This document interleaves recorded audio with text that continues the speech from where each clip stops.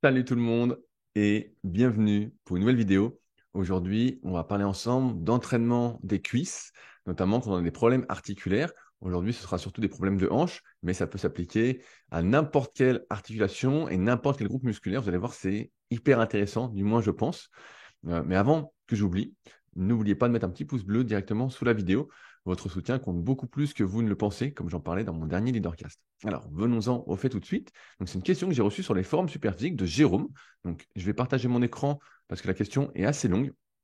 Donc, partage d'écran. Voici la question. J'ai mis l'écran en plus gros. Comme ça, vous pouvez bien voir la question de Jérôme. Donc, bonjour Rudy, j'ai 31 ans et je fais de la musculation depuis 10 ans. Et j'ai récemment appris, suite à des examens, pour une blessure à l'aine que je pensais musculaire, qu'il s'agissait en fait d'un début d'arthrose à la hanche. C'est en effet un problème génétique que mon père avait aussi, qui fait que l'os de ma jambe frotte contre l'os de ma hanche lorsque je fais de nombreux mouvements de flexion de jambe.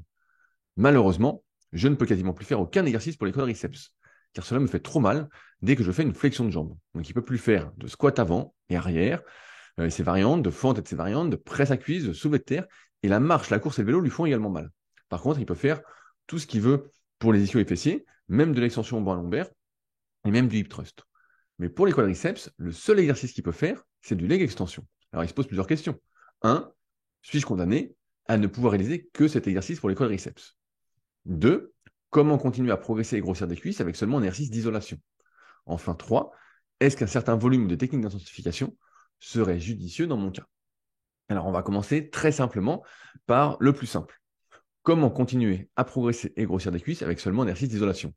La réponse, malheureusement, pour la majorité des gens qui ne sont pas faits pour avoir des cuisses sans rien faire, qui n'ont pas fait du foot, entre guillemets, ironie, quand ils étaient gamins, ou des sports qui sollicitaient beaucoup les cuisses quand ils étaient gamins, qui n'ont pas d'antécédents sportifs sur le bas du corps, eh ben, c'est pas possible. C'est pas possible, ou du moins, ça va être très, très, très limité. Surtout si ça fait 10 ans que tu fais de la musculation, tu dois déjà avoir un certain volume musculaire, et même maintenir ta masse musculaire du bas du corps en ne faisant que du leg extension, sur les quadriceps en tout cas, ça me paraît impossible. De mon expérience, ça ne va pas se produire. Donc, il va falloir que tu trouves des solutions. C'est la deuxième question. Est-ce qu'un certain volume ou des techniques d'intensification seraient judicieux dans mon cas? Alors, euh, on sait qu'il faut un certain volume d'entraînement pour prendre du muscle. J'en parle dans le guide de la musculation naturelle et je crois que j'en parle dans le volume idéal d'entraînement. Ça va s'appeler le volume idéal d'entraînement sur mon site rudicoya.com. Quelque chose comme ça, on va voir tout de suite, vu que je partage mon écran. Volume idéal, entraînement, Rudy. Volume d'entraînement optimal. Voilà. On a un excellent article. Si ma connexion veut bien marcher, et ben voilà, vous avez un super article en tapant ça, euh, qui est génial. Voilà. Tac. Avec nombre de séries, tout ça. Volume d'entraînement optimal en musculation. Bref, on revient là-dessus. Donc, si tu n'as pas un volume d'entraînement suffisant, qui est grandissant à mesure que tu progresses, plus tu progresses et plus tu vas être résistant, on va dire, au moindre progrès. C'est un peu l'immunisation. Plus on fait un effort, plus on s'immunise à celui-ci, moins on y devient sensible. Et moins on y devient sensible, plus il va falloir, entre guillemets, augmenter ce stress. Donc souvent, au début, on augmente les charges, et puis quand on a du mal, on augmente le volume aussi, et puis à la fin, on fait beaucoup de volume avec beaucoup de charges, du moins, si on tient compte des trois facteurs de l'hypertrophie, on est quand même dans des charges entre 60 et 80% de son maxi, avec des temps sous tension entre 30 et 60 secondes, je simplifie, euh, par série. Donc si jamais certains veulent aller plus loin, ça se passe dans le tome 3 de la méthode superphysique. À partir de là, donc, tu pourrais imaginer faire des séries de 10 séries au leg extension, par exemple. Parce qu'on sait qu'il faut 10, 12 séries en moyenne au bout d'un certain moment pour chaque groupe musculaire. En moyenne, notamment pour les gros groupes musculaires. Mais sur du leg extension, ce serait assez limité.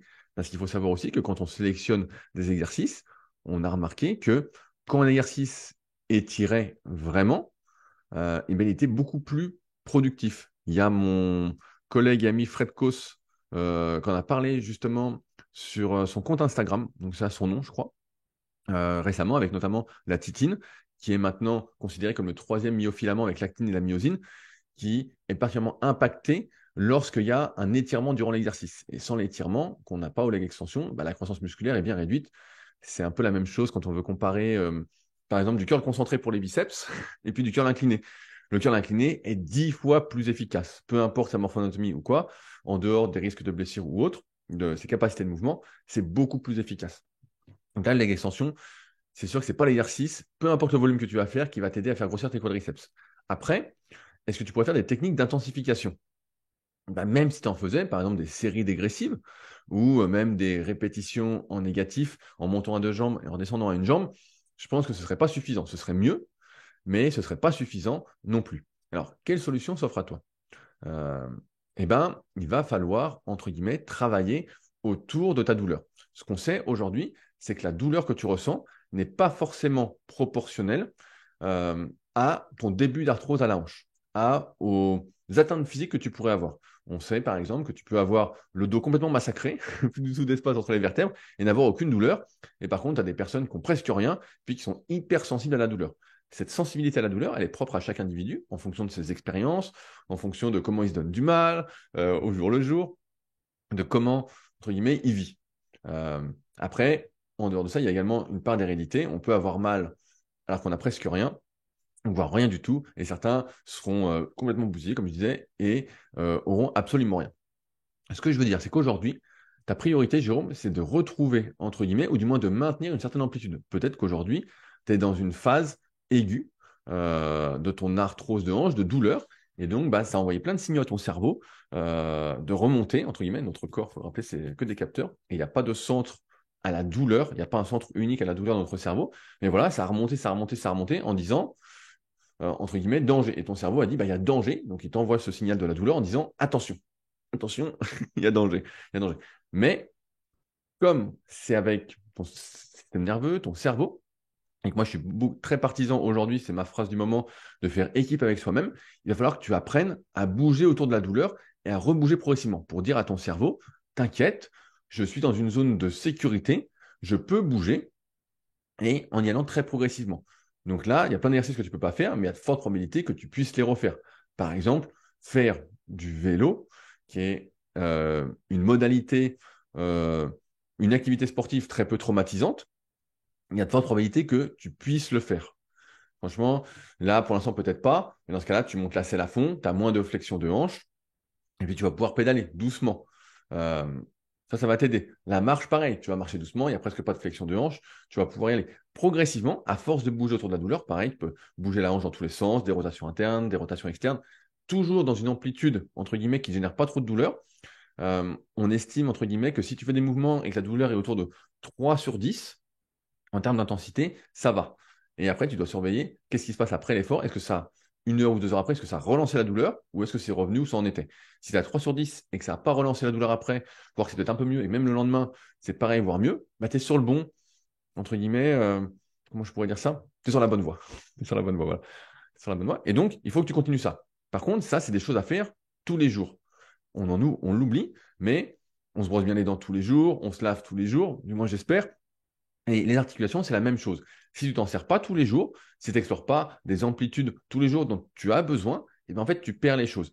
Et moins tu as accès à quelque chose, c'est comme si tu avais une cartographie de ton corps dans ton cerveau, moins tu l'utilises, ben en fait, tu le perds. Ce que tu n'utilises pas, tu le perds. Et donc, moins tu vas bouger ta hanche, moins tu vas bouger, être en mouvement, plus en fait, d'autres zones vont devenir dangereuses. Ton cerveau va dire c'est danger, danger, danger. Il va mettre un gros warning et il va faire comme ça. Et donc, je me remets en écran normal parce que je sais que c'est mieux de me voir en grand plutôt que de voir l'écran. Je vais mettre warning, warning, warning. Donc, tu dois vraiment euh, te, te bouger, te bouger. Et il y a de fortes probabilités que progressivement, tu aies de moins en moins mal et que tu puisses refaire euh, plus de mouvements, vraiment sans douleur. Alors peut-être pas du squat profond, et je ne sais pas exactement ce que tu as, je n'ai pas vu tes examens ou autres, et voilà, je n'ai pas le contexte en entier, et je ne suis pas spécialiste non plus de la hanche particulièrement, mais progressivement, tu vas pouvoir rebouger, mais voilà, il va falloir que tu bouges tous les jours un peu ta hanche, euh, le matin, le midi, le soir, vraiment éviter l'immobilité. Ça, c'est ce qu'il y a de pire pour n'importe quelle articulation, c'est l'immobilité. À partir de là, il y a deux choses qui vont se passer. Un, tu vas avoir moins mal. Et deuxièmement, à force d'avoir mal, on sait que des fois, tu peux être guéri. Là, tu ne seras pas guéri parce que c'est de l'arthrose. Mais on sait que parfois, quand tu as mal pendant très, très, très longtemps, je ne sais pas, ça fait combien de temps que tu as mal, et bien en fait, la douleur s'imprime dans ton système nerveux, c'est la mémoire. C'est la mémoire, tout simplement. Et donc, tu as la mémoire de la douleur, et donc elle reste. C'est pour ça qu'il faut vraiment que tu rebouges, que tu reprennes confiance, et progressivement, ça va aller. Par contre, et c'est le dernier point où je veux en venir, c'est que grâce à ça, tu vas pouvoir refaire des exercices de muscu. Tu vas pouvoir continuer à prendre des quadriceps si tu veux, refaire des exercices classiques ou presque avec plus ou moins d'amplitude, mais sans doute que ça pourra aller d'ici quelques semaines, quelques mois. Mais par contre, ta hanche va continuer à se dégrader. Si tu as un terrain héréditaire favorable à la dégradation peut-être de ton col du fémur, a priori, c'est ce que je comprends, euh, ça va aller de pire en pire. C'est le vieillissement. C'est comme ça. Donc, moi, je serais toi. J'oublierais peut-être cet objectif, surtout ça fait déjà 10 ans que tu fais de la muscu, tu as déjà exploité pas mal de ton potentiel. L'idée de faire grossir au maximum mes quadriceps en mettant donc des charges plutôt lourdes ou même en faisant des séries très longues, en forçant, mais plutôt viser peut-être la longévité et le maintien d'une certaine amplitude de mouvement, de capacité de mouvement pour ton bien-être, quitte à utiliser cette énergie que tu vas avoir en plus, vu que tu forceras moins sur les cuisses, sur les quadriceps en tout cas, à l'utiliser pour faire d'autres activités ou pour la mettre plus sur le haut du corps si tu veux prendre plus du haut du corps, ou peut-être pour faire les abdos que beaucoup négligent. Bref, il y a plein de choses à faire et on manque souvent de temps pour pouvoir faire tout ce qu'on veut, mais plutôt dans cette optique-là parce que c'est sûr que ça va aller de pire en pire au niveau de l'arthrose de ta hanche. Ça ne va pas s'améliorer. Tu as 31 ans, si j'ai bien retenu.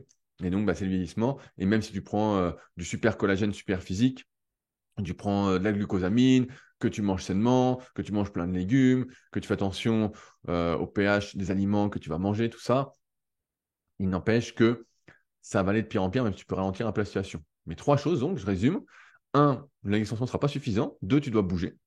Vraiment bouger autour de la douleur. Et progressivement, tu vas pouvoir refaire pratiquement tous les exercices que tu faisais avant sans douleur. C'est presque sûr. Voilà, peut-être que tu ne pourras pas faire certaines amplitudes. Et trois, ça va quand même se dégrader. Même si tu ne le sens pas, ça va se dégrader. Et dans ce cas-là, eh ben, je t'invite à peut-être moins mettre l'accent sur les quadriceps, moins forcer dessus, et puis à t'entraîner dans une optique de santé à ce niveau-là. Voilà ce que j'avais à te partager, Jérôme, pour aujourd'hui. Et j'espère que ça vous aura aidé aussi à y voir un petit peu plus clair. Comme d'habitude, si j'ai oublié certaines choses, vous souhaitez des précisions, on va parler notamment des fonctions des articulations, ça peut être un autre sujet hyper intéressant. Directement dans la partie commentaires sous la vidéo. Et si vous avez des questions qui n'ont rien à voir avec cette vidéo, ça se passe directement sur les forums Superphysique. Sur ce, on se retrouve bientôt pour une nouvelle vidéo. Salut!